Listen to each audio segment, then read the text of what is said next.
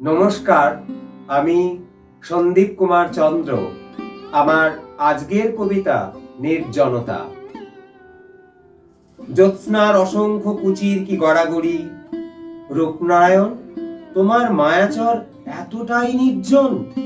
বছর ৩০ আগে শেষবারের মতোই পরিযায়ী রিতেশকে এখানে দেখা গিয়েছিল।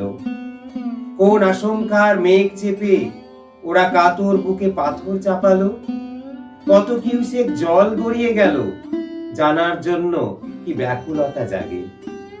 মায়াচরের এই নিস্তব্ধ নিশিম প্রান্তে ঝিলমিলে রোদ্দুর কিংবা ছমছমে জ্যোৎস্না কোথায় যেন হঠাৎই উবে গেল। রূপনারায়ণ বয়ে যায়, মায়াচর জেগে থাকে, শুধু রিতেশ পরিযায়ী মায়াবী চোখ দুটো আজও কেন বর্ষার জলের মতো এই মনকে উদাস করে ফেরে। নমস্কার।